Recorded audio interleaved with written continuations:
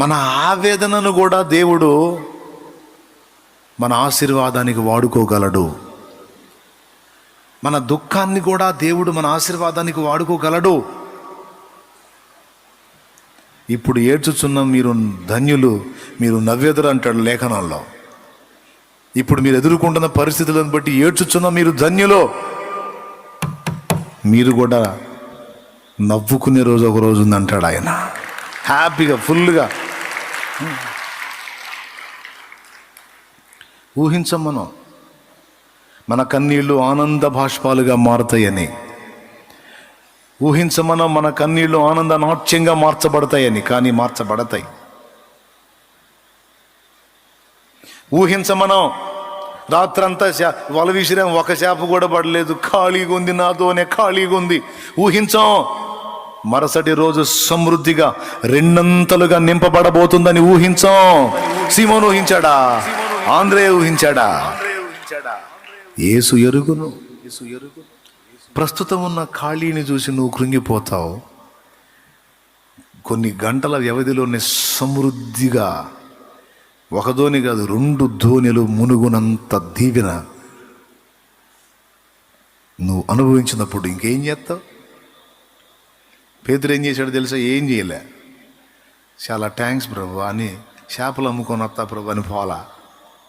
ఆశ్చర్యం కార్యం చూసి ఏమిటి దీవెన, ఏమిటి కార్యం? నడి సముద్రంలో దొరకని చేప ఒడ్డు నుండి నాయన. ఇప్పటిదాకా ఖాళీతోనే ఏమి లేదని ఏడిశాను. ఒక్కసారిగా ఏమిటి నాయన పట్టజాలనంత దీవెనా? ఏంటిది? నాకు అర్థమైంది, నువ్వు సామాన్యుడి కాదు, నువ్వు సృష్టికర్తవి.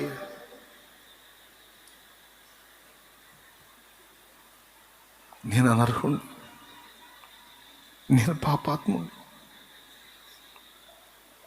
నాకు అర్థమైంది.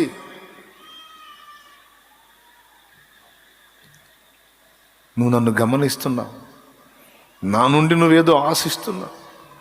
తగిన వాడిని కాదు, పాపాత్ముడిని. నన్ను వదిలిపో, నన్ను విడిచెళ్ళు. పాత్రుడును గానన్నాడు.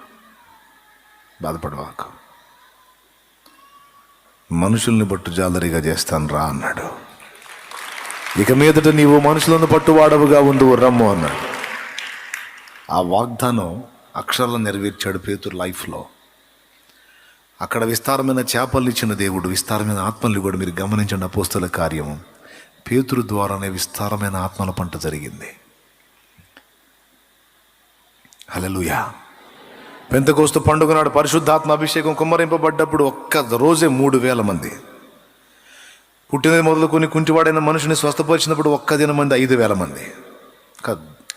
రెండు వేతలలో 8,000 మంది చేర్చబడ్డారు. మామూలు విషయం కాదు అది. దేవునికి స్తోత్రం కలుగును గాక. హల్లెలూయా. చూడండి మరి, ఇప్పుడు ఏడుస్తావు నువ్వు. నాకేమి లేదు ఏందో అంతా నాకు ఎట్లా అట్లా. ఏంటి నీవు? ఏమైపోయింది? ఏం మునిగిపోయింది? ఏం లేదు. నీ చెయ్యి దాటిపోయిందేమో, దేవుని చెయ్యి దాటలేదు. నువ్వు ఊహించవు. ఇప్పుడు ఖాళీయే, కానీ అది విస్తారంగా నింపబడబోతుంది. అది విస్తారంగా నింపబడిన రెండంతల దీవెన పొందినట్లు ముందు ఖాళీ కానీ దేవుణ్ణి ఖాళీ చేయనే